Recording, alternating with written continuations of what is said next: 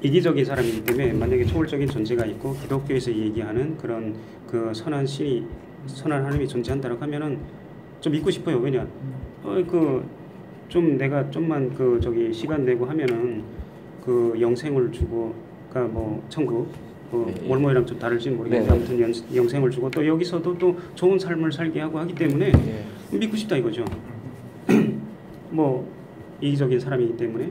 근데 논리적으로 생각했을 때 뭐 여러 가지 뭐 물론 이제 제가 다 아는 건 아닙니다. 아까도 말씀드렸듯이 논리적으로 생각했을 때 그 초월적인 존재가 논리적으로 없다고 생각하거든요. 근데 많은 사람들이 믿잖아요.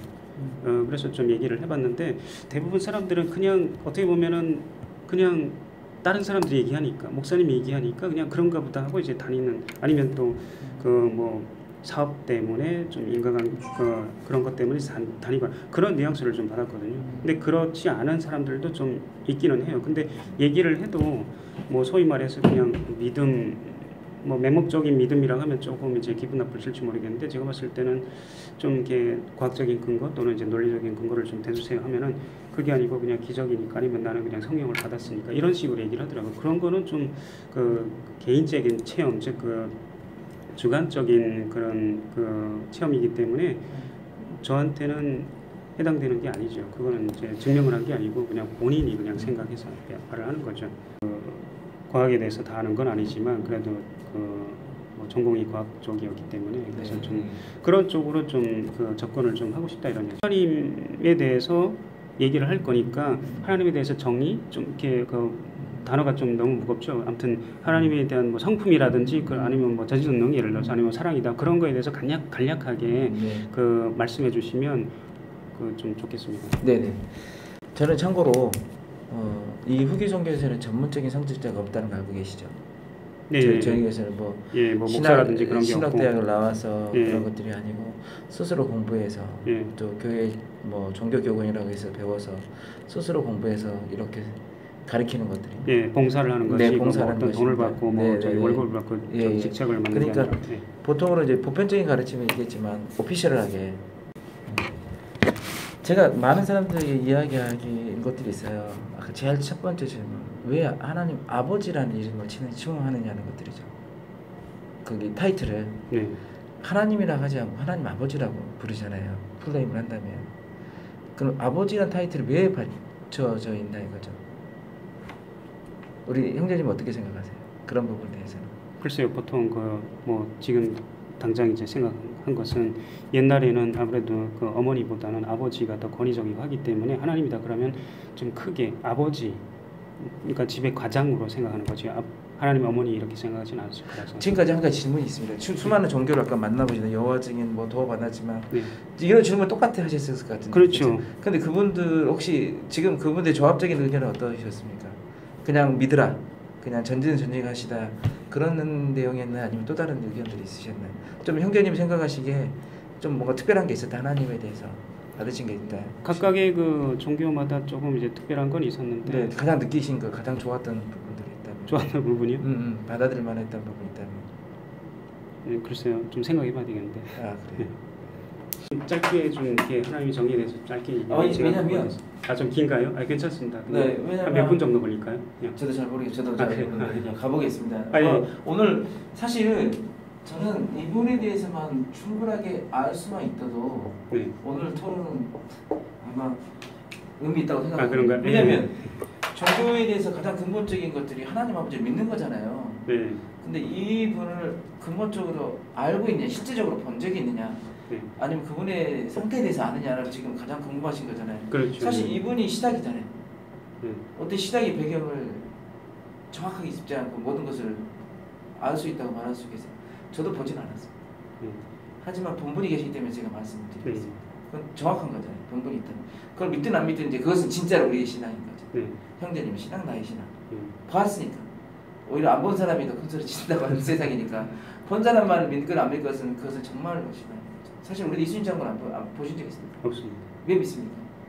믿는 건 아니고 그냥 시험 때문에, 역사 때문에 그냥 받아들이는 거지. 이거 그 성경이나 그런 것처럼 진실되게 그거는 사실 영생과도 관련된 저는 과학적인 증거는 아닌 게 아니고요. 이순신 장군 계셨잖아요. 우리 아버지도 계셨고 할아버지 그 중전을 본 적 있습니까? 없습니다. 그럼 계시잖아요. 이게 사실은 다 있었던 것들이죠. 이순장은. 아니 근데 말씀하신 그 요점이 이거죠. 그 하나님에 대해서 그 우리가 얘기를 하는데 그거는 왜 안 믿고, 아니면 성경이 역사적인 그런 건데 그거는 왜 안 믿고 그냥 세종대왕이나 그런 이제 조선 아니 그 말을 하려는 게 아닙니다. 아니, 네, 충분히 논점 자체는 분명하면 분명히 계셨다는 것들을 의미하고 있는 겁니다. 그냥 무의미하게 존재하지 않다는 거죠. 하나님 아버지라는 것들은 우리가 생각하는 것처럼 많은 분들이 우주에 계신 그냥 전능하신 분이라고 말씀드리기에는 실제적으로 존재하신 분이라는 것을 말씀드리려고 합니다. 그러니까 그거에 대해서 그 증명을 하기 전에 그 하나님이 아버지가 어떤 의미인지 지금 말씀하시는 그거 거죠. 생각하려고 하는 것들입니다. 사실 이걸 아까 얘기한 과학적으로 증명하라 그러면 저는 해드릴 게 하나도 없습니다. 왜냐하면 과학적으로 어떻게 증명하면 단지 제가 성경을 가지고 어떤 역사적인 성경의 경전의 말씀을 가지고 증명해드릴 건데, 왜냐하면 본 적이 없기 때문에 그분들이 보신 분들의 이야기를 가지고 이야기하겠다는 거죠. 그래도 됩니까? 만약 저에게 그냥 그분을 증명하라 그랬다면 증명할 방법이 없습니다. 그냥 경전을 가지고 이야기를 하려고 하는 겁니다. 우리 육신을 구성하고 있는 것에 대해서 우선 좀 말씀드리겠습니다. 육신에게는 육만 있는 게 아니고요, 또 다른 존재하고 있다는 겁니다. 우리 몸속에는 육 말고 또 다른 존재가 있다고 저희들이 믿습니다. 영혼을 말씀하시는 거예요. 네네네. 그걸 증명할 수 있는 구절이 하나 있었죠. 그 이야기가. 이 영혼이 있다는 것을 증명할 수 있는 하나의 역사적인 사건이 하나 있습니다. 세상 사람들과 지금 말하는 죽음에 대한 정의, 과학적인 증명하고 종교적인 증거, 아까 얘기한 종교에 관한 증거는 좀 다를 겁니다. 저 과학이 죽음에 대한 정의는 잘 모르겠어요. 어떤 걸 과학의 정의죠? 그냥 심장이 멈추는 것? 뇌사나 또는 뇌사가 살아있잖아요, 아직도. 근데 저기 국가마다 좀 다르다고. 그래요? 네, 아무튼 뭐 과학적인 근거는 좀 다를 거지만 종교적인 정의는 하나 딱 있습니다. 한번 혹시 경제 가지고 계시겠어요? 없습니다. 종교를 갖고 다니면서 경제나 갖고 다니십시오. 그러면 이 경제하고 또 종교하고 또 틀린가 싶어서 우리 좀 증거해 주세요. 똑같은 말씀하세요. 아니 그래도 한번 읽어보고 하는 것들이 좀 하겠습니다. 정확한 걸 좀 증거를 하는 게 야고보서 좀 보시죠. 어차피 저는 무교라. 괜찮습니다. 근데 일단 알고자 하시니까 제가 저희 이야기를 저희에게 중요하겠습니까? 경전에 나온 이야기를 해야지 정말 신비성이 있는 거 아니겠습니까? 하나님 존재에 대해서 말하는데 그냥 내가 이렇다 말하는 것보다는 경전에 대한 이야기를 좀 하려고 하는 거. 한번 대신 좀 읽어주십시오. 야고보서 2장 26절. 형제님께서 좀 주세요. 형제님 주세요. 읽어보시죠. 정확하게. 아니 읽어보세요. 아니 그냥 읽어주시면. 아니 그렇게 하지 마시고 그냥 다른 사람 읽으세요. 저는 믿지 않기 때문에 이거 의미가 없어요. 의미가 아니 그러니까 제가 믿으러 온 게 아니고. 믿으러 온 게 아니라 그러니까 제가 증거를 하기는 이런 것도 책에 있다라고 한번 읽어보시면. 읽어보십시오. 제가 어디를 말씀드리는 거죠? 2장 26절. 예. 영혼 없는 몸이 죽은 것 같이 행함이 없는 믿음은 죽은 것이니라. 네네네. 여기에 대한 종교에 대한 정의가 나와 있습니다. 어떻게 그냥 안 믿더라도 그냥 저 책에는 어떻게 돼 있죠? 영혼이 없으면 그건 죽은 거라고. 예. 종교에 대한 정의는 이 영혼이 어떻다는 겁니까? 우리 몸속에서 빠져 나간다는 의미라고 보면 되겠습니까? 그럼 영혼에 대해서 또 정리를 좀 해야 될 것 같아요. 그렇죠. 그게 가장 중요해요. 하나님 아버지를 알아가는 중에서 이게 되게 중요한 구절인 겁니다. 그 종교에 대한 정의는 분명히 나와 있어요. 영혼이 없는 몸이 죽은 몸이다라는 것들을 샘플로 보여주신 분이 계십니다. 경전에서요. 샘플로. 그래야 대한 죽음에 대한 정의가 정확하게 되어 있습니다. 자, 영혼에 대한 정의를 하기 위해서는 그분을 알게 해야 됩니다. 그분은 우리 모든 사람이 잘 아는 예수 그리스도입니다. 예수 그리스도는 이 예를 정확히 보여주고 계시는데요. 예수 그리스도는 부활하셨다고 많은 사람들이 경전도 이야기하고 며칠 만에 부활하셨죠? 3일 만에. 3일 만에 부활하셨잖아요. 그러면 3일 동안에 육과 영혼이 어땠다는 거예요? 부활의 의미는 죽음이라고 그랬습니다. 죽음에 전에 영혼이 분리된다고 그랬으니까 예수 그리스도의 영혼은 분리됐습니까? 3일 동안은 분리돼야 되는 거 맞죠? 그래야 맞는 거니까. 그래야 부활의 의미는 영혼이 다시 내 몸에 들어와서 다시 살아난다는 것을 의미하는 거거든요. 그러면 육과 영혼은 이 야고보스에 의한 정의에 의하면 죽음에 대한 영혼은 분리되는. 그러면 3일 동안 어디 가셨습니까? 행적이 기록되어 있어야 됩니다. 그래야 우리가 믿는 것들이죠. 3일 동안에 예수님은 영혼으로 도대체 뭔 일을 했는지를 알 수 있다면 이 죽음에 대한 정의, 영혼에 대한 정의를 알 수 있습니다. 영혼이 어떤 느낌을 가지고 영혼이 어떤 상태인지를 우리가 배울 수 있다는 거죠. 굉장히 센세이션한 사건이에요. 그게 이제 베드로전서에 보면 베드로전 3장에 보면 있습니다. 3장 18절부터 20절까지 한번 보시면 이런 것들을 과학적으로 증명하라면 저는 못합니다. 경전을 통해서 나온 이야기를 가지고 증명해드린 거니까 경전의 신뢰는 아까 얘기한 것들을 믿음에 쳐주시죠. 3장 18절부터 20절.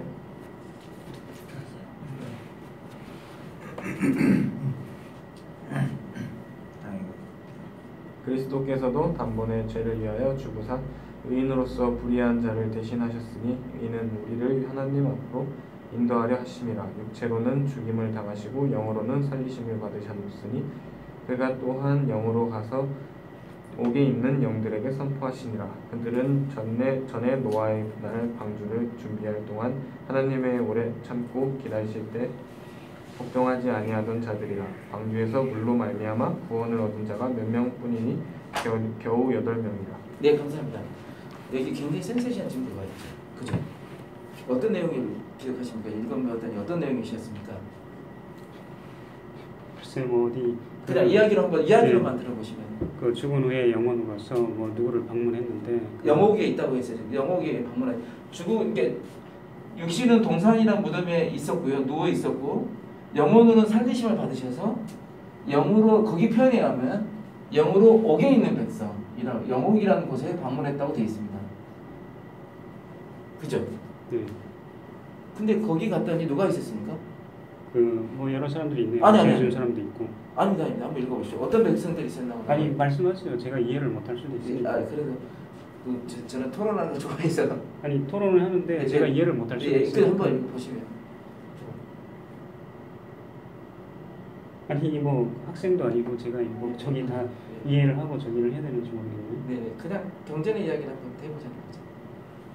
그러니까 죄를 지은 그 양반들이 그쪽에 있었다. 노아의 백성들이었죠. 네. 치유를 이게 왜냐면 제가 왜 이렇게 말씀드리냐면 과학적인 증명 아까 예수 하나님의 이야기에서 좀 더 잘 이해하기 편하시도록 그냥 흘러듣지 않아요. 아니 근데 지금 말씀하신 게 너무나 그 좀 이렇게 많은 그 증명을 해야 되는 예를 들어서 뭐 예수가 존재 있고 예수가 영원히 있고 예수가 저쪽으로 갔다라는 거 여기 단지 써 있는 게 아니라 실제 저쪽에 갔다라는 거 여기 그 말뿐만 그냥 말로 이것만 받아들이면 그건 의미가 없는 거죠. 그러니까 제가 그냥 설명하신다고 하니까 그냥 쭉 설명하시라고 지금 그 질문을 거의 안 하는 거예요. 저희 사실 영웅이 존재하는 그것도 좀 그 증명을 해야 되겠고 뭐 여러 가지 해야 되는 건데 지금 제가 질문 안 하니까. 제가 말씀드렸잖아요. 아까 제가 이런 것들을 증명하라면 증명할 수 없다고요. 저에게 과학적인 증명을 보여달라면 아마 세상 어느 누구도 증명할 수 없을 거예요. 이거는 그냥 경전에 나와 있는 증거를 가지고 말씀드릴 수밖에 없을 거예요. 잘 아시겠습니다만 뭐 예를 들어서 우주의 그 여러 가지 파인튼 뭐 예를 들어서 아니면은 뭐 디자인 뭐 토론 그런 거라든지 그런 거 많잖아요. 물론 이제 몰몬에서 그 하는 그런 논리는 아니겠습니다만 아무튼 그 세상에는 그 하나님의 존재를 증명할 수 있다는 사람들이 꽤 있죠. 물론 좀 이야기가 다릅니다. 아무튼 그러니까 여기 때는 노아의 홍수에 노아의 백성들이라고 지칭돼 있어요. 그러면 제가 말씀드린 것은 영혼인데 영혼끼리 이 노아의 백성들을 알아봤다는 거예요. 그러면 영혼이라는 것은 형태가 있을까요, 없을까요? 서로 알아볼 수 있다면 영혼은 형태가 있다, 없다? 형체가 있어야 알아보지 않겠습니까? 영혼이라는 자체가 있다는 증거잖아요. 거기에 어떻게 방문하셨냐면 그 4장 6절에 보면 한번 읽어주실래요? 이를 위하여 죽은 자들에게도 복음이 전파되었으니 이는 육체로는 사람으로 심판을 받으나 영으로는 하나님을 따라 살게 하려 합니다. 그러면 저는 이 영혼에 대한 정의를 본다면 영혼은 배울 수 있다. 왜냐하면 영으로 오게 있는 백성들 방문하신 이유는 그들에게 회개를 외친다는 거예요. 회개를 즐겨서 그들이 하나님처럼 다시 살게 하려고 하는 거예요. 이제 그 의미는 여러 가지 의미가 있겠지만 일단은 여기 나온 구절의 의미겠지만 영혼은 배울 수 있다 없다? 배울 수 있다. 그리고 뉘우칠 수 있다? 뉘우치라고 했습니다. 형태가 있다 없다? 형태가 있다. 보통으로 보면 많은 사람들이 그래서 이 영혼에 대해서는 그냥 하나의 어떤 형태가 없는 그런 분이라 생각하는데 저희들은 안 그렇습니다. 저희들의 후기 성도의 가르침들은 영혼이라는 것들은 이런 형태, 뭐 투명인 것처럼 눈, 코, 입기 다 있고 그게 서로 알아봤으니까 배울 수 있고 느낄 수 있고 회개할 수 있고 후회할 수 있고 이런 모든 것들을 감지. 그리고 영혼은 어느 정도 발전할 수 있다 없다? 배운다는 것은 발전할 수 있다는 것들이니까 발전할 수 있다는 것들이죠. 자 그러면 이 영혼은 어떻게 보면 죽지도 않아요. 왜냐하면 육신은 죽었는데 영혼은 살리심을 받을 수 있으니까. 그럼 과연 이 영혼이란 자체는 죽지도 않는다면 어디서 왔냐는 문제죠. 죽지도 않은 영혼들이 어디서 왔냐는 문제죠. 그래서 그 히브리서 바울의 저자분 히브리서에 보면 이렇게 되어 있습니다. 우리에게는 두 분의 아버지가 계시다라고 되어 있어요. 야고보서 바로 앞에가 히브리서 12장 9절에 보면 이렇게 되어 있습니다. 또 우리 육신의 아버지가 우리를 징계하여도 공경하였거든 하물며 모든 영의 아버지께 더욱 복종하며 살려 하지 않겠느냐. 그 하나님의 속성에서 내가 그래서 이렇게 장황하게 왔는데요. 우리 영혼은 어디서 하냐면 우리를 낳아주신 근본은 누구냐면 이 영혼을 낳아주신 분은 하늘에 계신 아버지라는 분들이죠. 우리를 영혼을 낳아주신 분. 그래서 영의 아버지로 우리를. 그러니까 아버지는 문자 그대로 살아계시다는 거죠. 그러면 또 다른 정의를 하나 해드린다면 경전에 대한 증거를 해드린다면 우리가 어떻게 보면 현재 있는 살고 있는 현재의 세상이라면 전에 있던 세상을 전에도 세상에서 살고 있었다는 증거입니다. 이 세상에 태어나기 전에 저희들은 전에 있던 세상에서 뭘로? 육신을 입고 있지 않은 영혼의 상태로 있었다는 것. 이걸 증명할 수 있는 것들이 또 하나의 경전의 구절에 사실 뭐 예수 그리스도 태어나기 전에 이미 다 예언다 됐지만 정확하게 그 몇 구절들이 이렇게 이야기하고 있습니다. 우리가 알고 있는 구약의 에레미야라는 선지자가 하나 있습니다. 근데 지금 말씀하신 죄송합니다. 네네네. 지금 말씀하신 거는 사실 몰몬 교리 지금 제가 성경만 인용하고 있는 거 보시죠. 그러니까 제 말은 네. 똑같은 성경인데 몰몬에서는 이렇게 해석을 해서 그것은 이제 있다라는. 그건 이제 우리 형제님께 생각하시면 됩니다. 저는 지금 성경만 지금 인용하고 성경에 있는 이야기만 하고 있는 거예요. 그러니까 그거를 해석을 해석을 이렇게 한다. 예. 대신 제가 혹시라도 몰몬경을 인용할까봐 나중에 보시면 되겠지만 성경만 제가 우선 잠깐 인용하는 거 얘기하겠습니다. 에레미야서 1장 5절에 보면 이렇게 되어 있습니다. 이 이야기는 어떤 이야기냐면 구약의 에레미야. 저같이 잘 모르는 사람한테 이렇게 성경을 언급해서 이렇게 얘기를 해도 뭐 왜냐하면 저희 종교로 오셨으니까 다른 과학적인 증명을 받으러 온 게 아니고 이는 교회에 아니겠습니까? 교회에서 종교를 빼놓고 무슨 이야기를 하겠습니까? 사실 보면 그래서 제가 교회 이야기를 하려면 종교를 경전을 이용할 수밖에 없죠. 왜냐하면 내가 세상 이야기를 형제님이 더 잘 아실 텐데 내가 이야기할 때 과학적인 증명을 형제님이 더 잘 아실 텐데 저한테 배우실 이유가 없죠. 저는 종교 이야기 오셨으니까 종교 이야기 하는 겁니다. 에레미야는 선지자가 이렇게 했습니다. 여호와께서 그에게 선지자로 임명하셨어요. 그랬더니 여호와에게 저는 부족해서 그런 부름을 받을 수가 없습니다. 그랬더니 주님께서 여호와에게 주신 답의 이야기가 에레미야서 1장 5절에 되어 있습니다. 한번 읽어보실랍니까? 내가 너를 모태에 짓기 전에 너를 알았고 내가 배에서 나오기 전에 너를 성별하였고 너를 여러 나라의 선지자로 세웠노라 하시기로. 예, 이 말은 뭐냐면 에레미야야 모태가 복중이잖아요. 복중이 짓기 전에 내가 너를 이미 알았다. 고 너를 구별하였다. 만약 이건 저의 교리입니다. 만약 전세에서 우리가 이렇게 영혼으로 다 살았어요. 하나님과 함께 살아서 있다면 이 영혼도 역시 훌륭한 사람, 안 훌륭한 사람이 있다는 거겠죠. 발전의 상태에 따라서. 나중에 뭐 자세히 알고 싶으면 똑같은 상태에 있었다고 그 사람이 순종함에 따라서 발전한다고 되어 있지만 적어도 예레미야는 전세에서 그 상태에서 영어는 배울 수 있다고 그랬잖아요. 느낄 수 있다고 그랬잖아요. 더 많이 주님께 순종하려고 했던 사람 중에 하나인 거죠. 그래서 예레미야야, 너는 이 세상에 있기 전에 내가 너를 알아서 너는 충분한 그런 능력을 가지고 있으니까 잠언에 보면 더 재미있는 이야기가 있어요. 잠언 솔로몬이 지었잖아요. 그 솔로몬의 저자가 잠언인데 잠언서에 보면 이렇게 되어 있습니다. 잠언서 8장에 보면 이렇게 되어 있습니다. 8장 22절부터 한번 쭉 읽어보면요, 재밌는 내용이 하나 있습니다. 쭉 한번 유장님 읽어보세요. 여호와께서 그 조화의 시작 곧 태초에 일하시기 전에 나를 가지셨으며 만세 전부터 태초부터 땅에 생기기 전부터 내가 세움을 받았나니 지구가 생기기 전부터 나를 가졌답니다. 한번 쭉 한번 읽어보십시오. 아직 바다가 생기지 아니하였고 큰 샘들이 있기 전에 내가 이미 났으며 산이 세워지기 전에 언덕이 생기기 전에 내가 이미 났으니 하나님이 아직 땅도 들도 세상 진토의 근원도 짓지 아니하셨을 때라.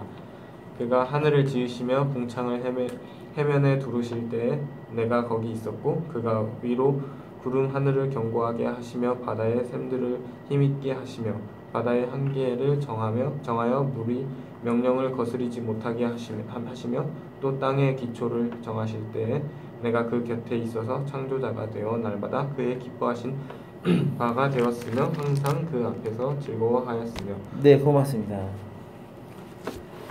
여기 보면 분명히 나오겠죠.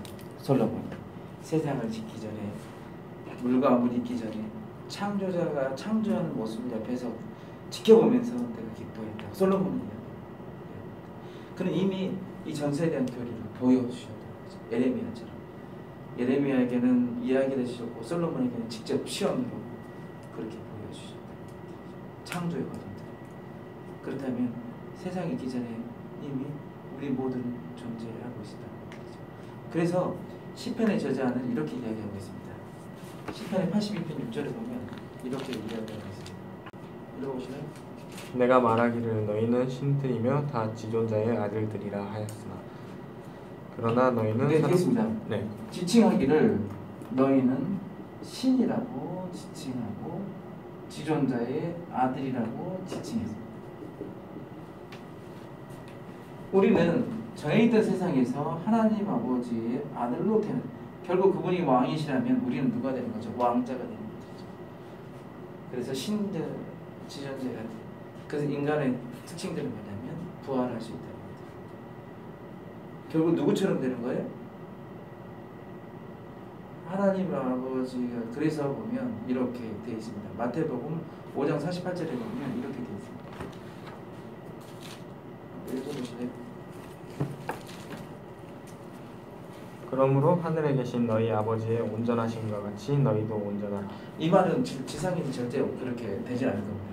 어떻게 인간이 퍼펙트, 예수님만 외에는 이 세상에서 인간의 육신을 가지고는 퍼펙트하게 될 수 없거든요. 저 말은 완전하는 건 영어의 원문에는 퍼펙트라는 건데 완전히 나중에 우리에게 부활하신 것처럼 하나님께서 부활하신 것 우리도 해서 그분처럼 닮아가고. 왜냐하면 우리는 그분의 가정을 되쳤으니까.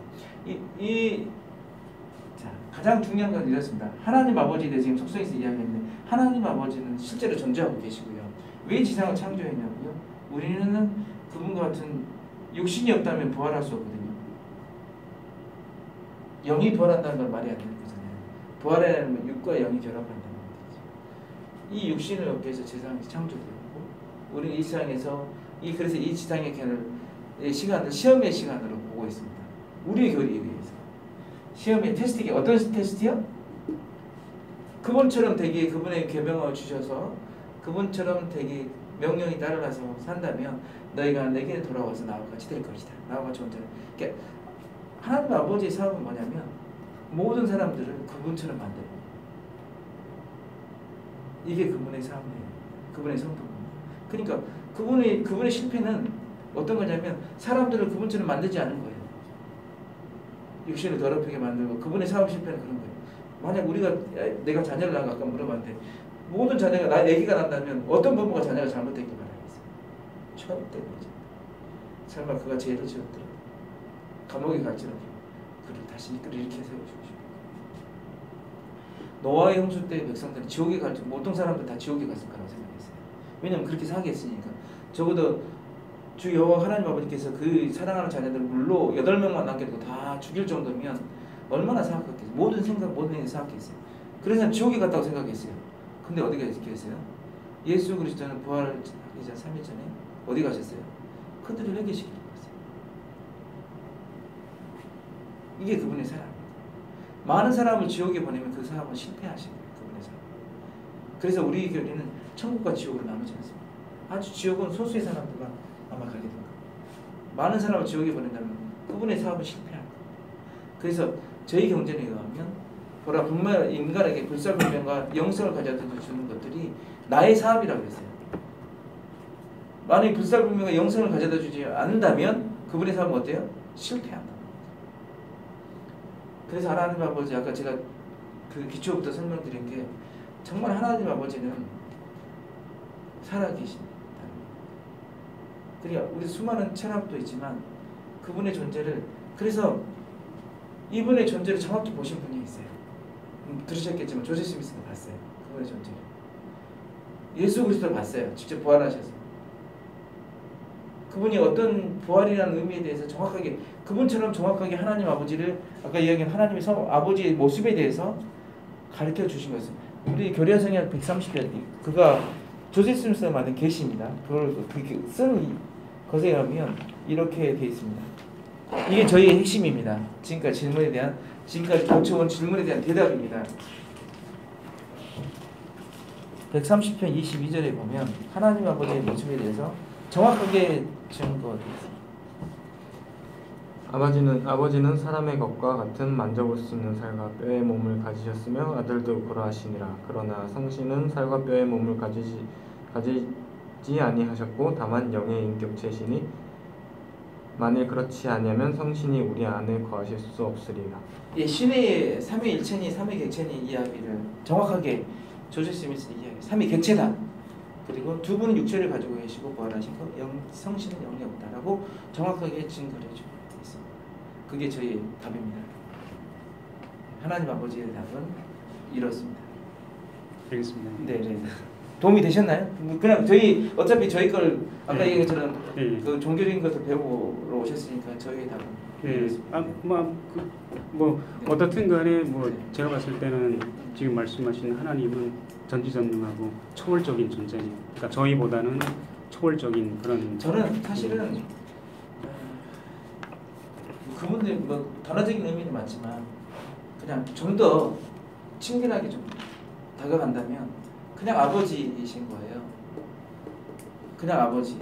우리를 낳아주신 문자 그대로 그냥 지금까지 초월적이라면 너무 저도 장로교 출신이라서 그냥 그때는 막무가내입니다. 하나님 아버지께서는 전능하시고 우주의 만물에 계시는 그런 하나님 아버지로 제가 받아들였었어요. 제가 장로교 다닐 때. 근데 존재가 없는 존재가 아닌데 제가 이런 인생의 목적이라 해서 나는 왜 이곳에 있을까? 나는 어디서 왔는가? 나는 죽음을 어디로 갈까?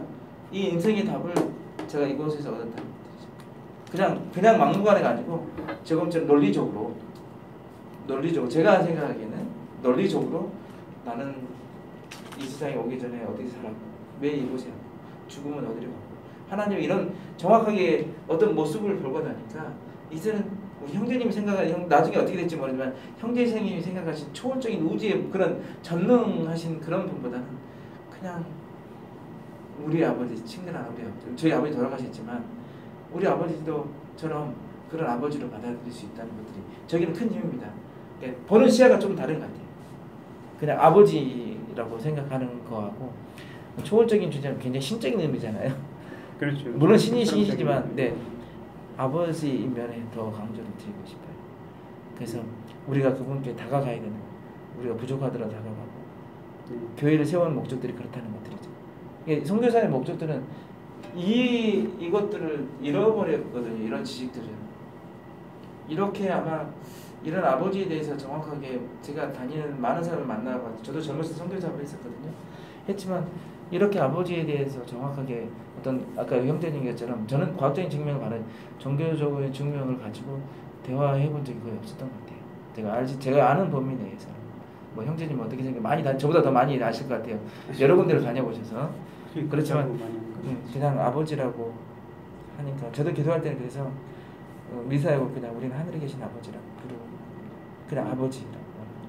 그래서 이거 질문이랑 상관없이 저 세부적인 거 잠깐 좀 네, 제가 설명할 수 있는 범위에 대해서. 네. 그러니까 아까 이제 영혼이 존재한다라고 하는데 네. 그 제가 그 다른 그 목사님한테 잠깐 그 들은 바로는 영과 영혼은 사실 똑같은 얘기다. 그러니까 누가 어떤 사람은 혼이 없다, 누구는 그런 식으로 영과 혼이 다르다. 그러니까 혼이라는 것은 생각할 수 있는 거고 영이라는 것은 말 그대로 어떤 형체를 갖고 있는데 단지 육체적으로 측정할 수 없는 그런 그 종교적인 그런 육체를 갖고 있는 거고 혼이라는 것은 우리가 생각할 수 있게끔 하는 거라고 이렇게 분리를 하는데 그 한 목사님은 아무튼 영혼이라는 것은 그냥 똑같은 얘기인데 우리가 똑같은 얘기를 쓰는 단어가 똑같은 건데 그냥 영인 거죠 한마디로. 예, 그래서 영을 말씀하시는 거죠. 그러니까 영혼이라는 게 영이랑 똑같은 단어인 거죠. 혼이라는 게 또 따로 있는 게 아니고. 그렇죠. 근데 지금 알겠습니다. 많은 분들이 또 영혼을 성신, 지금 말하는 성신으로 오해해서는 인간의 제가 말씀드린 것은 형제님 우리의 영혼은 각자가 다 김영재님 죽으면 김영재님 영혼이 가는 거고 그죠? 그러니까 그 영혼이라는 게 그냥 영을 얘기하는 거죠. 그냥 그렇죠. 하나만 얘기하는 거죠. 네. 혼이라는 게 따로 있는 게 아니고. 따로 있는 알겠습니다. 네. 그러면 그 영혼이라는 것이 지금 제 말씀하셨듯이 이거 잘하고 그러니까 잘한다기보다는 배우고. 배우고 뭐 여러 가지 한다고 하는데 그러면 그 어린아이가 예를 들어서 죽으면 어린아이 형태로 그 아니면 그만큼의 지식을 가지고 이제 죽으니까 그 형태가 그대로 이제 어린아이가 되는 건데 그게 전세에서 어린아이 모습이었기 때문에 현재 육신으로 와서 죽어서 어린아이에 죽어서 그 아까 옥이라든지 옥인가 거기에 간 게 어린아이 그 영으로 간 거겠죠? 아닙니다. 아 거기 그 어린아이로 죽었지만 전세 그 형태가 되는 거예요. 지금 말씀은 제가 질문에 그 우리 형제님의 답이라면 여기서 여기 어린아이기 때문에 여기서 어린아이를 죽어서 어린아이로 간다라는 것이잖아요. 그죠? 전세에서 어린아이의 상태였기 때문에 영혼이 네. 여기서도 어린아이로 되어 있고 어린아이로 죽게 된다라는 의미예요. 아니요, 그 거꾸로입니다. 그러니까 현재, 그러니까 저 전세에 있는 건 모르니까 일단 현재에서 어린아이로 죽었어요. 그러면 그 아까 말씀하신 것처럼 이런 이제 모습이 있다고 하니까 그럼 어린아이의 그 영혼으로 그 옥에 갈 거다 이렇게 이제 추정을 한 거죠. 제가 그 네. 부분에 대해서는 제가 아는 범위에 대해서 설명을 좀 드릴게요. 자, 지금 현재 연도가 어떻게 되죠? 네. 2015년이죠. 아, 예, 예. 네, 형제님 생년월일 어떻게 되시죠? 몇 년에 태어나셨는지. 저는 1965년생입니다. 형제님은 몇 년생이신가요? 자식. 네, 몇 년생이신가요? 그냥 그 대충 대충 2000년도입니다. 2000년. 네. 뭐, 그러면 저희 아까 이야기한 교리라면 형제님은 지상에 오기 전에 몇 년 전에 살았다는 거죠? 뭐 영원히 사는 거죠. 그러니까 제 말은 이런 거죠. 그 우리가 태어날 시기, 거주의 경계 이런 것들이 정해졌다고 생각하신가요? 너는 언제 어느 때 태어날 거라고 정해졌다고 생각하시는 거예요? 혹시? 저는 믿지 않으니까. 그러니까 혹시 만약 그렇게 정해졌다고 생각하신다면 어떨까요? 선택할까요? 아 종교적으로 봤을 때요. 아, 언제 태어나고 어느 지역에 태어나도록 정해져 있다면 네. 그게 그 예정론 아닌가요? 예정하고 예임새하고 또 다릅니다. 그 부분은 좀 나중에 설명하고요. 그게 이제 물론 그런 태어날 정도로 본다면 예정으로 보겠지만 우리 삶이 딱 정해졌다고 생각하진 않고요. 정해져 있지만 거기에 선택권이 있느냐 없느냐에 따라서 그게 예임이라고 하거든요. 예, 뭐 자유주의에 대한 질문은 제가 또 네네네네. 그거는 자 사도행전 17장 26절에 보면 이렇게 삼뜻다는 구절이 하나 있습니다. 짧은 질문이었던 것 같은데 좀 네네. 좀 길. 네. 뭐 아니 왜냐면 이걸 전반적으로 좀 이해하신다면 저희 교리에 대해서 이해하기 것 같아서 제가 혹시라도 도움이 되실까요? 사실 저 얘기는 대략적으로 들었어요. 뭐 제가 뭐 이해한다라기보다는 그렇죠. 저런 이야기가 있구나 몰몬에서. 네, 아까 그 여기 어린아이 이야기를 하기 위해서 제가 질문을 답을 하려고 이렇게 하는 거거든요. 맞죠. 17장 26절에 보면 이렇게 되어 있습니다. 인류의 모든 족속을 한 혈통으로 만드사 온 땅에 살게 하시고 그들의 연대를 정하시며 거주의 경계를 판정하셨으니. 네, 분명하게 언제 이런 연대 거주 경계를 정하려면 미리 존재가 있어야 되잖아요. 사실 이것도 전제를 증명하는 구절입니다. 너는 언제 태어날 것이다. 이미 다 전제에서 정해졌다. 어디에 태어날 것이다. 그렇다면 제가 말씀드리는 것은 어린아이 영이라고 했는데 우리는 적어도 태어나기 전에 창조로부터 시작한다면 우리는 이 전세 기간에서 수천 년 동안 살게 돼요. 영혼이 어린아이 영혼이겠어요? 아니요. 영혼은 여기 잠시 와도 예수 그리스도의 모습도 그렇고 어머니 마리아에게 태어났잖아요. 그 마리아에게 태어난 우리의 모습에서 들어올 뿐이지 영혼의 상태, 그러니까 사이즈가 아이였더라고 해도 영혼의 사이즈는 변함이 없을 거예요. 그 메커니즘 저도 잘 모르겠습니다. 그러니까 죽으면 그 어린아이 영혼으로 영혼이 가는 게 아니고요. 이 전세의 영혼의 상태로 가는 거죠. 근데 그 저기 어린아이로 죽으면은 어차피 그때까지 배웠던 그 정도로 이제 간다라고 생각했는데 그게 아니고 이제 이미 전세에서 우리는 수많은 지식, 아까 전세에서 보면 아까 알았다, 구별했다. 전세에서 지식을 배웠다는 거예요, 안 배웠다는 거예요? 배웠다는 겁니다. 잠시 그래서 우리는 전세를 기억할 수 없는, 저희들은 망각의 장막을 거쳤다고 생각하거든요. 왜냐하면 전세를 기억하고 있다면 테스트가 아니거든요. 전세를 기억하고 있는 사람이 어떻게 나쁜 짓을 하고 있겠어요? 어느 게 시험이라고 할 수 없죠. 답을 다 알고 있는데. 그래서 우리는 전세의 기억을 잃어버렸다. 근데도 불구하고 주님께서는 이런 계시를 통해서, 선지자를 통해서 너희들은 전세 이렇게 알려주시는 거죠. 그래서 믿게끔 만드는 거죠.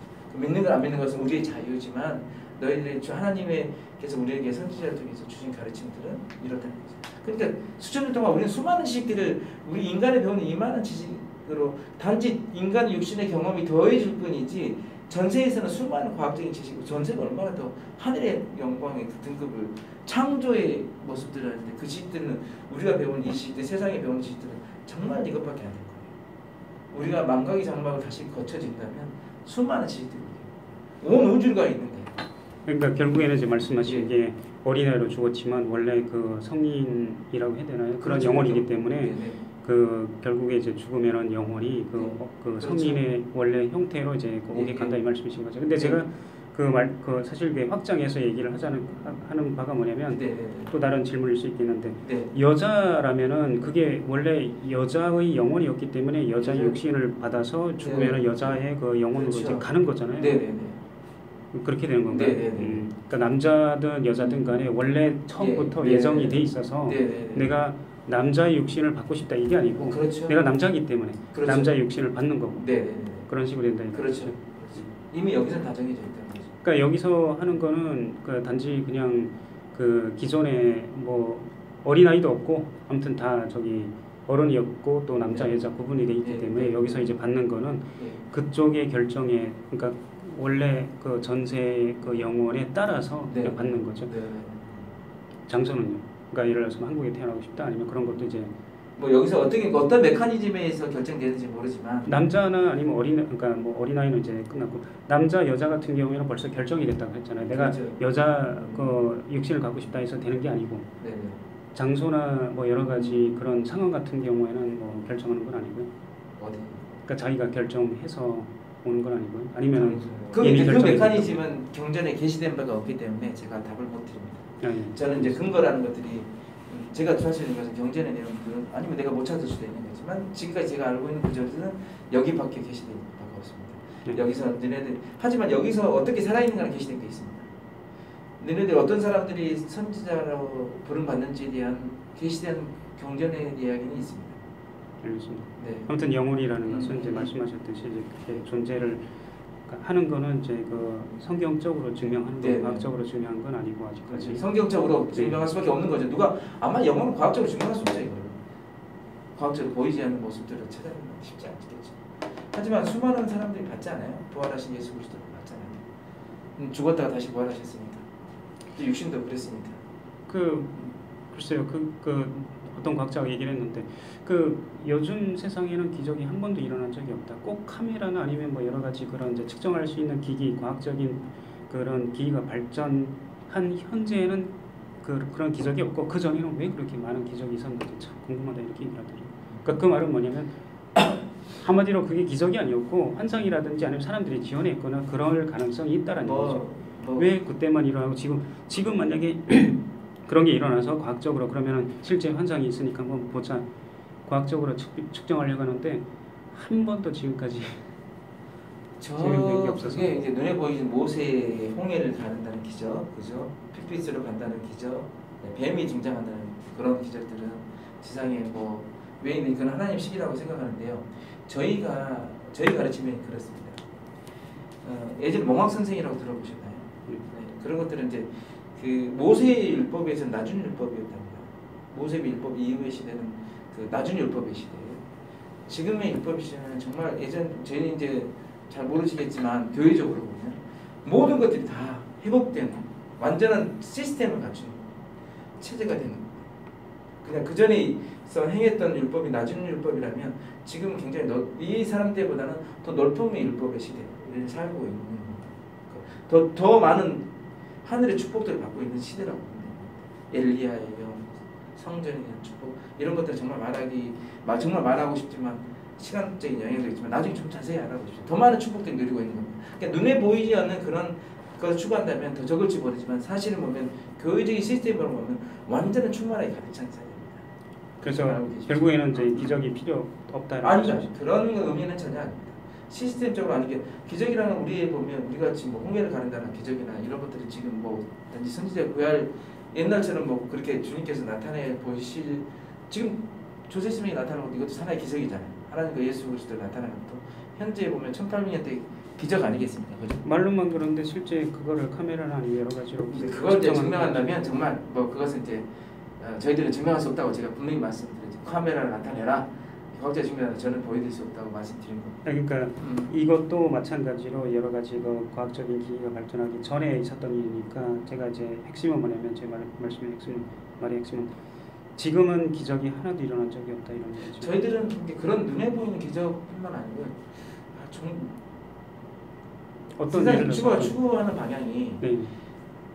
하나님께서 기적을 행하시는 목적들은 좀 사람들이 보여주려고 하는 것들이 경향들이 되게 많잖아요. 근데 잘한 사람 생각해 이 기적을 행하시는 목적들은 뭐냐면 신앙을 갖게 하고 그들이 복음 속에 더 살게 하는 것들이에요.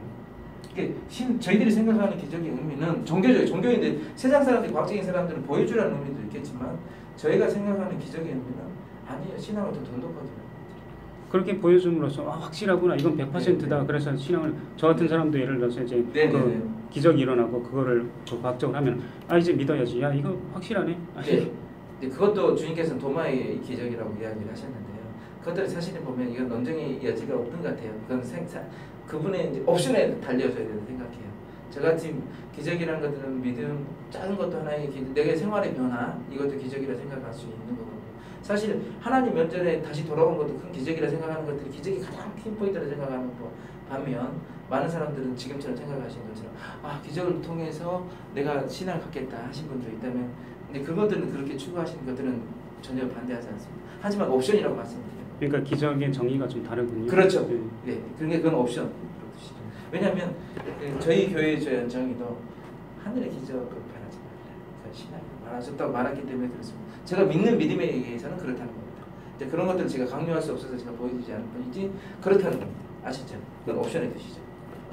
기적은 사실 하나님 신의 뜻인 거죠. 사실은 보면은 왜냐하면은 하나님이 원하시는 때에 내가 이때 이거를 이렇게 보여줄 필요가 있다. 그런 때에 신이 하시겠죠. 물론 뭐 요즘 사람들이 뭐 기적이 없다 그렇게 말하면은 사실 저희가 할 말은 없는데 저희가 하나님의 뜻을 완전히 다 이해하지 못하기 때문에 근데 현재 말씀하는 것처럼 신앙을 갖게 하기 위함이고 특별히 한 가지 더 있는 기적을 보여도 믿지 않는 사람들은 믿지 않는다는 거죠.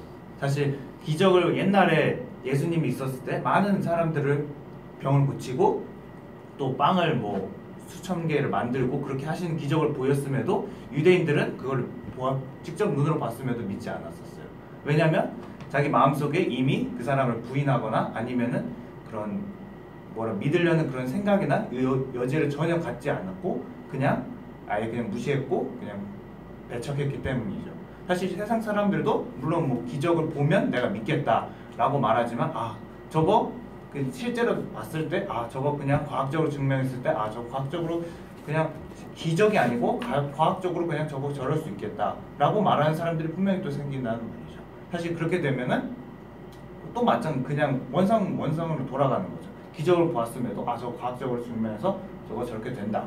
그러면은 그 사람한테는 기적이 아닌 거고 이제 다른 사람들 마음이 좀 겸손하고 저거는 정말 기적으로 될 수 있겠다라고 생각하는 사람들한테는 기적이 되는 거죠. 그래서 사람들의 그런 마인드나 그런 생각가짐에 대해서 따라서 기적의 그런 정의가 달라질 수도 있다고 저는 혹시 생각합니다. 다음 질문이 뭐가 있어요? 아니요, 지금 말씀하신 거에 대해서 좀 반박을 하고 싶은데 네.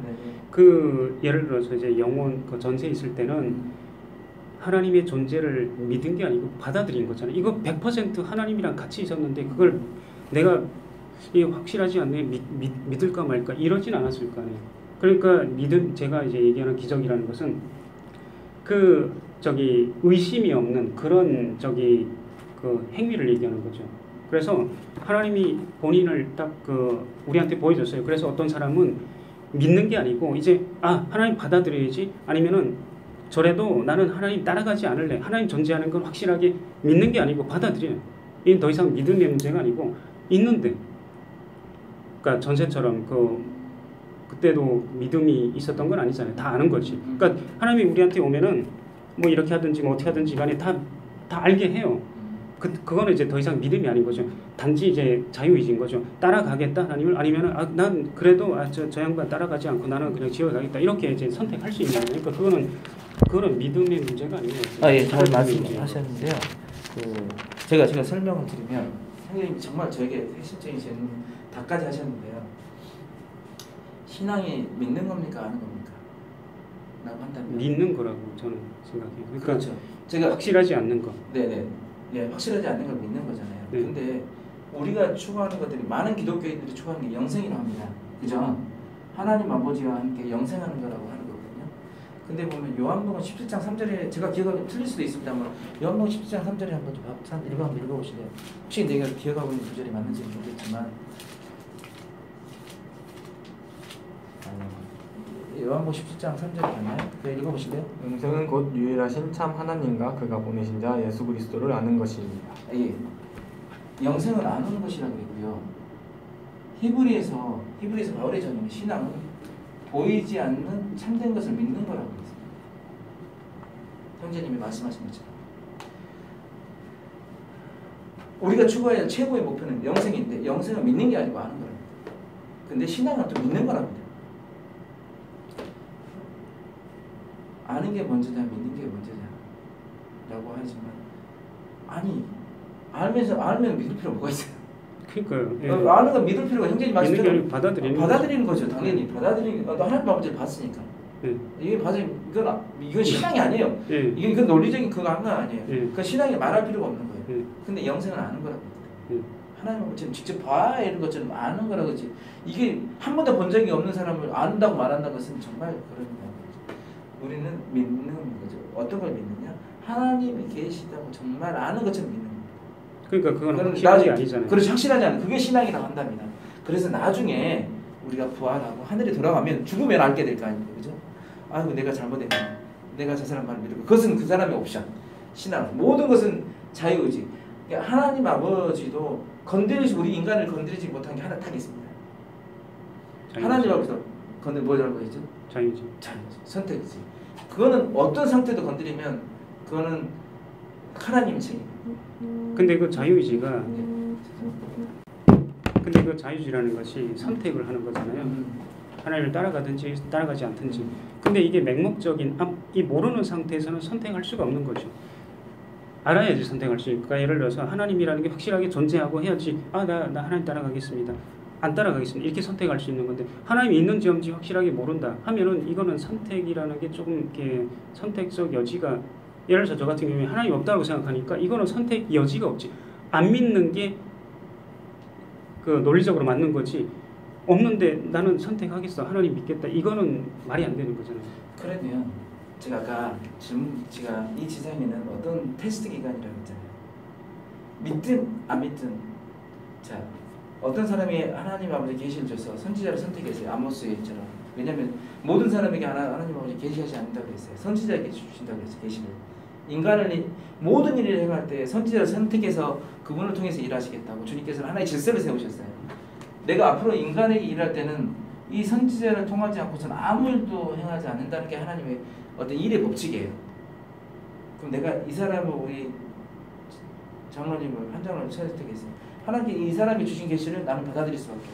받아들여야 돼. 이 사람 봤어. 1차적인 밴드는 이 사람 봤지만 나는 이 사람 말을 믿어야 돼. 그게 성경인 거예요. 선지자의 모든 가르침을 여기다 심어놨어요. 그분은 직접 봤어요.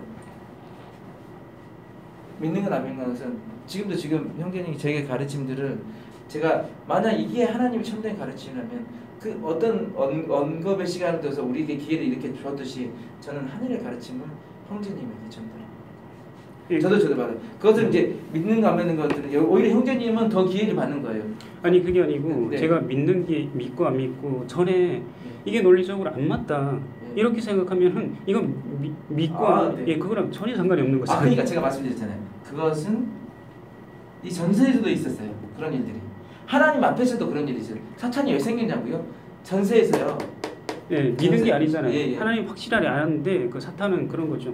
난 당신 안 따라가고 나는 내 영광을 나한테 돌리게끔 하기 위해서 나는 당신 부정이 아니라 당신 안 따라가고 내 길을 가겠소. 네. 그게 자유의지인 거잖아요. 확실하게 믿은 게 아니었어요. 그러니까 제 말은 아까 이야기한 전세에서 그런 일이 있었잖아요. 네. 전세에서 나는 당신의 말 안 듣고 내 3분의 1이나 떨어져 나갔잖아요. 예, 그건 믿은 게 아니죠. 그러니까 이 사람들은 선택을 해버린 거예요. 예. 당신께서 말하신 것들을 그래서 나는 당신의 사업을 실패로 만들겠어. 당신이 틀렸니 내가 틀렸는지 봅시다. 네. 나는 그 사람도 그래서 육신을 파괴시키는 게 그분의 목적 아니에요.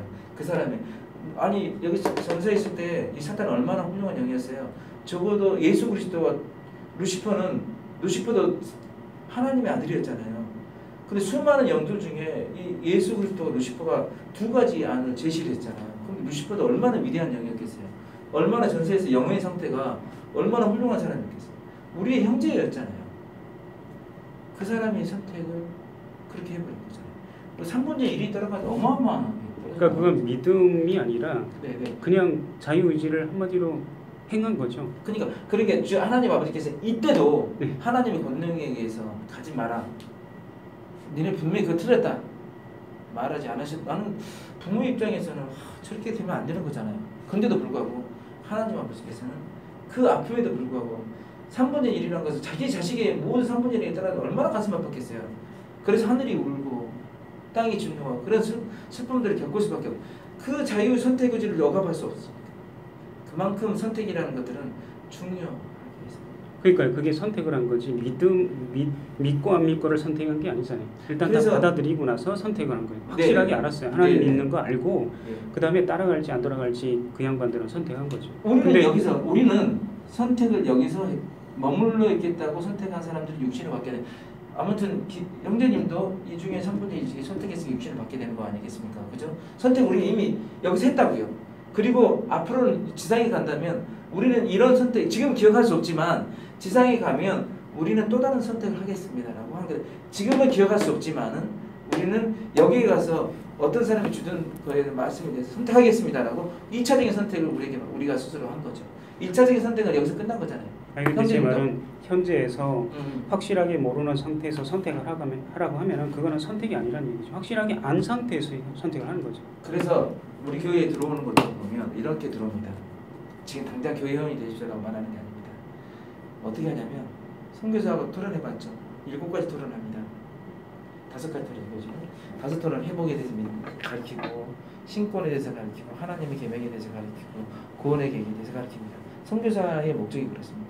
그렇게 되면 이런 것들을 다 알려주는 것들이죠. 경전에 그 다음에 형제님 교회 회원이다. 하나님 왕국의 회원이 되시겠습니까? 라고 선택을 하게 하시는 겁니다. 그 선택이 아니에요. 왜냐면 설명을 들었는데 아니 논리적으로 안 맞습니다. 제가 네. 솔직히 아무리 생각해도 이건 논리적으로 안 맞습니다.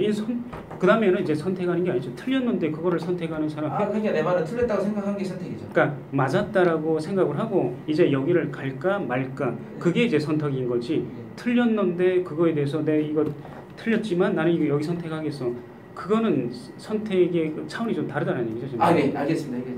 우리 그것도 역시 형제님의 생각 판단에 의해서 내리는 성경이니까 그건 저는 강요하시니까 아무튼 제가 생각엔 그렇다는 겁니다. 네. 그건 형제님의 모든 것은 형제님의 자유. 아니 근데 지금 말씀하신 게 제가 이제 뭐 반박이라기보다는 제가 원리적으로 이렇건데 그거에 대해서 반박이라기보다는 그냥 그 당신은 관점이 다르군요 이렇게 얘기하는 거지. 네, 제가 생각에는 그것까지 제가 어떻게 말할 수가 없어서 이건 뭐 종교적으로 내가 뭐 이렇다가 저렇다 뭐 나와 있는 게 없어서 제가 드릴 게 없어서 제가 말씀을 드린 겁니다.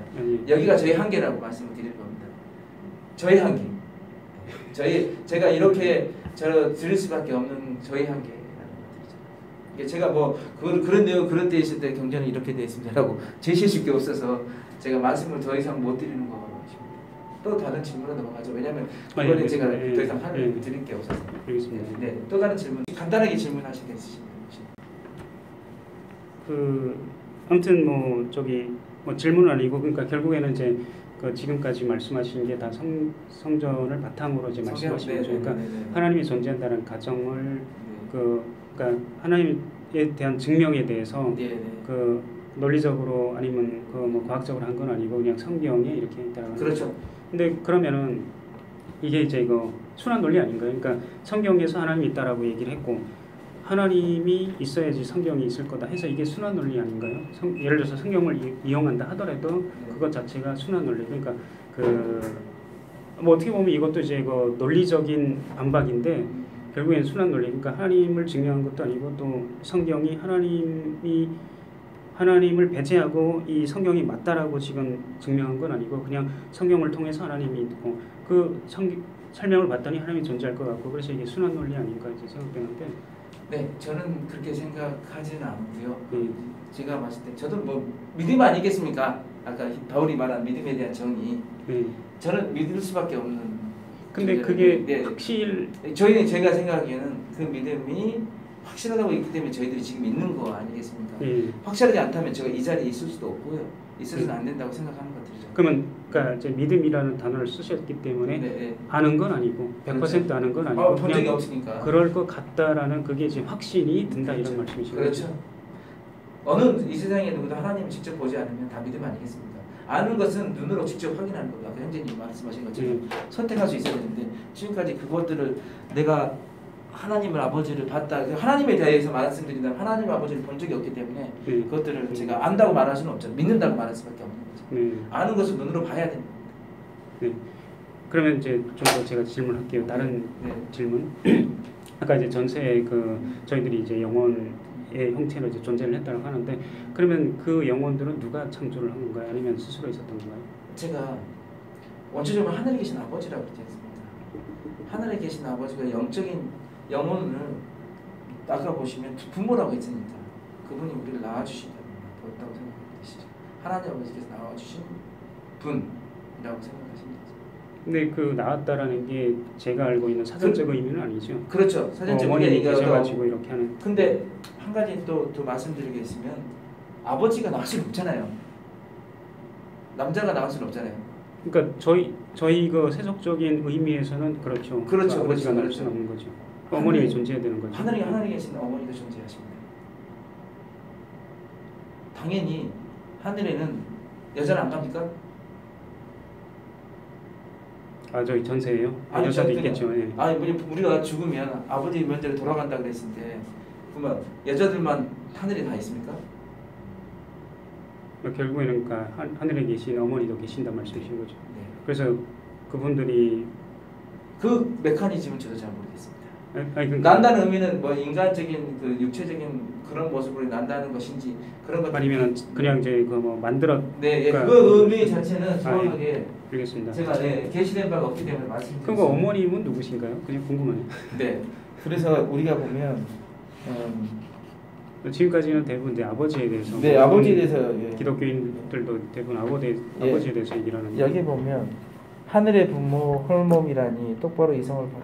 어머니 역시 계시는 진리 영원한 진리 말하네 라고 저희들 찬송가에 되어 있거든요. 당연하게 하늘에는 우리는 하나님 아버지께 가든 꼭 부부관계로 가야 된다고 합니다. 돌아갈 때는 부부관 그래서 가족이 되게 중요합니다. 저희가 가족이 지상이 천국이라 하는 이유가 하늘에 돌아갈 때는 반드시 부부로 알아요. 홀로는 못 갑니다. 제 말은 하늘에 간다는 의미는 뭐냐면 우리가 영광을 나눌 때 이제 들어보셨겠지만 해에 달 별로 난다는 걸 알고 계시죠? 예, 지금 들었습니다. 그 위에서는 제일 이게 익살테이션 승형이라는 곳에만 이곳이 최고의 영광이라고 합니다. 등급으로 보면 1, 2, 3, 4 등급에 승형에는 그래서 부부가 가게 되어 있습니다. 그래서 가족 아내를 사랑하라, 아내를 믿어라 이런 것들이 이제 나중에 좀 메커니즘은 이건 나중에 또 설명하겠지만 굉장히 중요한 의미가 있거든요. 정말로 중요한 의미가 저기 있거든요. 그래서 나중에 좀 설명하겠습니다. 좀 더 알고 계시면 왜냐하면 제가 이것도 좀 저희 개인적인 생각입니다만 그래도 많이 들어보셨기 때문에 이해가 좀 편하실 거예요. 우리 교회 해외 선교사를 만나서 아까 보면 전 루시퍼 이야기도 벌써 알고 계신 거 보면 많이 알고 계신 것 같아요. 뭐 좀 듣긴 했습니다만 다 들어서. 이해한 건 뭐. 네네네. 아무튼 간단하게 그러면 하나님이 계신 어머님은 누구시죠? 한번 계시된 바가 어머니는 계시된 바가 없습니다.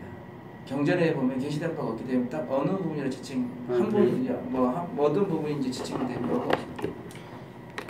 분명히 계십니다. 하지만 계시된 바가 없다는 거죠. 아니 그냥 궁금해서요. 네, 저도 궁금합니다. 그건 형제님뿐만 아니라 저도 저희 엄마가 누구신지 궁금한데. 아니 그러니까 제 말은 그 네. 아버지 어머니 계시면은 사실 그 대부분 다 아버지 얘기니까 그 어머님의 역할은 아니면 뭐 어머님은 그러면 그분께서 이제 아마 신권의 조직상 우리 교회들 보면 아시겠지만 신권 형제들만 갖고 신권 체제를 하나님 아버지 일을 신권의 체제로 교회를 운영하거든요.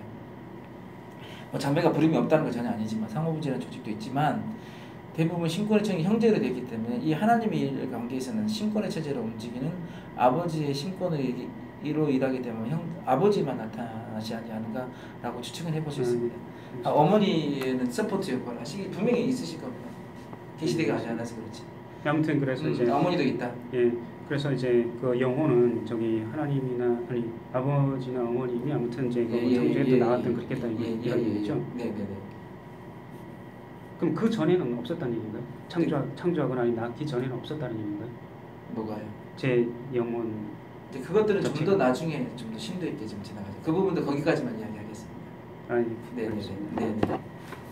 이게 너무 또 깊게 들어가면 그래서 여기까지. 사실 아니 그러니까 사실 그게 좀 오류가 있다라고 저는 생각을 하거든요. 네네네. 그렇기 때문에 네네. 그거는 이제 나중에 좀 네네네. 아마 토론을 오늘 여기서 마쳐야 될 것 같습니다. 아 예. 네.